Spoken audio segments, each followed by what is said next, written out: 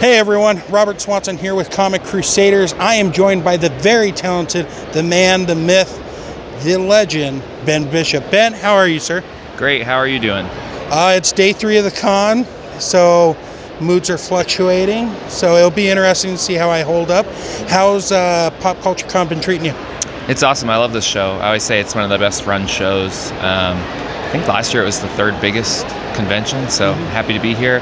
Happy to have such an awesome end spot and sell a lot of books and meet a lot of new people. Yeah, you're set up in a really nice spot over here. A nice mixture of artists and vendors and things of that nature. It's right by one of the entrances, which is always good. So, So, I'm not going to take up too much of your time, but I wanted to go over some of the stuff you not only have here at your table, but some of the books you've worked on and some of the things you're plugging. Let's start with this book right here. Yeah, so this is my creator-owned book, The Aggregate. It's a post-apocalyptic sci-fi action-adventure book with giant robots and spider cats and all sorts of cool future stuff. But the coolest thing about it is it's the world's first split-decision comic, which is a company I started so that I could make choose-your-own-adventure style comic books, because no one else was really doing that. So you get to a spot in the book and you say, do I want to run or do I want to stay? And you can flip to that page and change the entire story every single time. So there's 4 beginnings, 7 endings, 20 choices in between. The most I've heard is someone's read this book 100 different ways. Oh, wow. And it comes with 2 free bookmarks in case you die in the book and you want to go back and try again.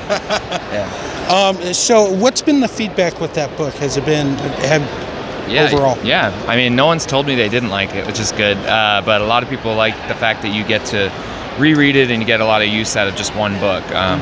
And for me as a creator, it's really cool because it takes like 12 to 16 hours to draw a page, and it only takes somebody reading a comic like 30 seconds to look at that page. So to give people an excuse to go back and try it differently is really nice. That's very cool. That way they can go back, see the artwork and all that labor of love that you put into it. Yeah, and experience it differently with that read based on the choices they made before. So, Absolutely. Now, do you have more planned in this line, or I know it's got to be a daunting task to make a book like this? Yeah, so this is book 1, which I kickstarted back in 2016, but book 2 I just kickstarted last March, and so I'm making that right now. It's already written, so all the endings in book 1 are beginnings in book 2, and it just keeps getting bigger and bigger. Oh, very cool, very cool. All right, so moving on, let's talk about this project, because when I saw you on Friday, I remember seeing the Kickstarter, but this is a very cool team up here, so let's talk about it. This is a book called Drawing Blood. It's one I'm working on with Kevin Eastman and David Avalone and Troy Little and all these guys. But Kevin Eastman's the co-creator of the Teenage Mutant Ninja Turtles, so this is actually the fictional true story of how the Turtles were created, but instead of Kevin Eastman, it's this guy Shane Bookman, and instead of creating the Teenage Mutant Ninja Turtles, they create the radically rearranged Ronin ragdolls, and they're samurai cats who eat sushi, and they're named after famous anime directors Miyazaki, Tezuka, and Otomo. So it's a lot of fun. So this is the book inside the book. This book is more about the present day Shane Bookman and how he's dealing with having created such a giant franchise at a young age, and now he's kind of trying to find his artistic voice again. He's doing a musical. It's a musical of a silent movie called Metropolis, so it's just bound for disaster.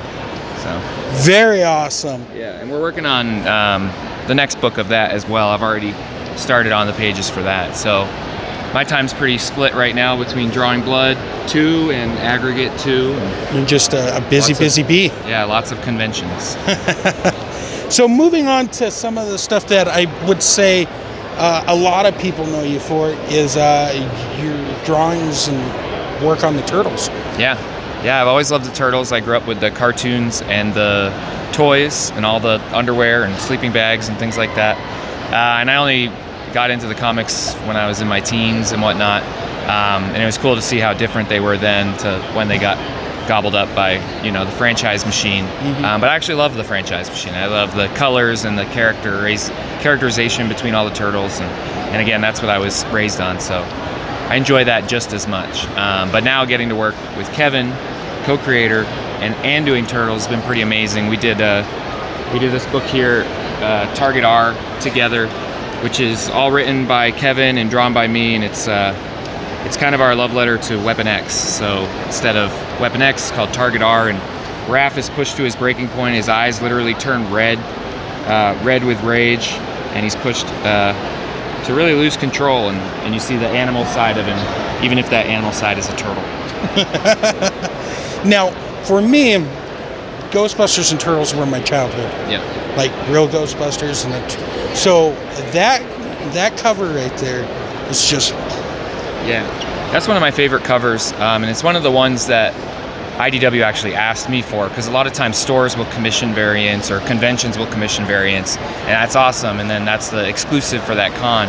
But when IDW actually reaches out and wants me to do one, like just straight for them, that's always cool. So that was one of those, and I knew I was on the hook to draw, the blaster and the backpack, and I was like, oh, this has to be perfect, because Ghostbuster fans are diehard, and they know where all the tubes are and stuff. So that part of it was daunting, but I had a buddy who actually had the Proton Pack, and he took some reference shots for me, and so I basically just replaced him with Raph.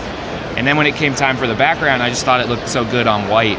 I really wanted it to pop. It felt like more like a 90s cover, where they just would have like a big stark contrast between the character and the background just by leaving it blank. And I'm glad IDW let me leave it blank. I thought they were going to say like, well, you forgot to draw the background. But because of that, I think it's one of my favorite covers. And that goes to that's the same with this. Like, because leaving it red, it just really pops. No, like even right here on your sign here in the front, it's just very eye-catching. Yeah, I like that. At the time when you're working on it, you're like, oh, people are going to think I phoned this in, but the end product just really, is more powerful sometimes by leaving it simple. I agree. Now, I wanted to ask you about Bebop and Rocksteady Destroy Everything. Yeah. This is very eye-catching when you see it, because you got all that stuff going on, but... Yeah, so this was another, like I said, this was a convention exclusive for a show in Massachusetts called Massive Con, and all I knew about the story, because it was just issue 1 at the time, was that Bebop and Rocksteady destroy everything. They travel through time and just mess everything up. So I just wanted them to be really broing out, and I also love in Turtles 2 when turtles get caught in the net, and so I wanted to put like 2 and 2 in each net, and it reminded me of the movie, so that's about it. Walking off into the sunset. It's just very cool. The file name for that on my computer is Bop and Rock Bromance. So 2 things, and one's going to segue to the other. Everyone's in love with Batman. Everyone's in love with Turtles. I talked to Andy Kuhn yesterday, and we talked a little bit about that, but I remember seeing your cover long before anything. Really? So how did that all come about? It was at the time when the covers were kind of snowballing with IDW and these cons and shows and things, and I was really pushing to get more and more and more. And so I reached out to the guy at IDW who handles the variants, and I was like, hey, you got anyone who needs anything for Batman Turtles? I said that would be awesome. I'd love to draw Batman, get a little bit of a DC credit. And I ended up getting 3 covers for issue 1. So 3 covers for the same issue. One of them was for a local shop in town, Coast City Comics, and I got to work on that one with Peter Laird and Steve Levine. And Peter Laird, of course, is the other half of the co-creation of the Turtles. So I got to work with Peter, and I got to work with Kevin.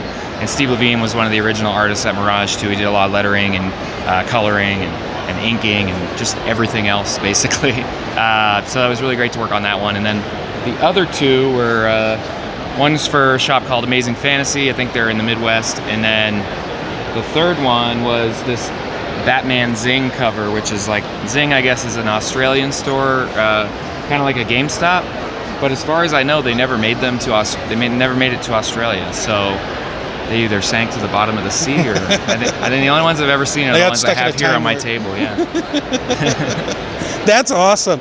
So since you are a product of Turtles Toys, NECA makes some crazy turtle toys. This is just a sampling of what they normally do. Yeah. So let's start with the Turtles. Out of the 3 you see here, movie turtle, cartoon turtle, comic turtle, which one catches your eye the most? It's definitely the movie turtle. The Henson suits are always an inspiration for how I draw my turtles, and the epitome of what they should look like, all the way down to Casey Jones in that movie is the epitome of Casey Jones. Everything about those movies is just great. So I got to go with that figure for the nostalgia. Awesome. Now, Mezco is doing their Ascending Knight, Sovereign Knight, Supreme Knight. It's their take on the Batman costume. Yeah. So, since you've worked on both Batman and the Turtles, this is the first version that came out. This is a variant version, and this is the second version that just released. Out of these three, which one do you like?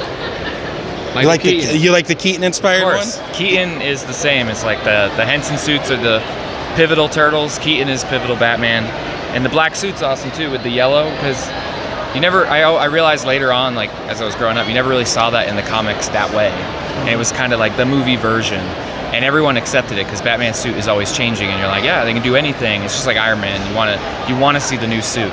Whereas like when the X-Men movies came out and they were all black like that, we were like, oh, that's terrible. So like it was just really interesting to me that it was okay for Batman to do it, but not for X-Men or some other colorful character. And so I've always loved it anyway. And Michael Keaton's got the best lower half for the lips. I would have to agree with that. Yeah. Nobody ever fit the cowl the way he did. Yeah. So what we're gonna do, we're gonna pop that off. And we're gonna set those two guys together. Yeah. How's that look together? It's the perfect crossover. Well, Ben, I want to thank you for your time. I really appreciate it. I hope you enjoy the rest of your Sunday. Yeah. And so thank you so much, sir. Yeah, thanks for having me. Oh, real quick, where can they follow you at to stay in touch? Bishart.net.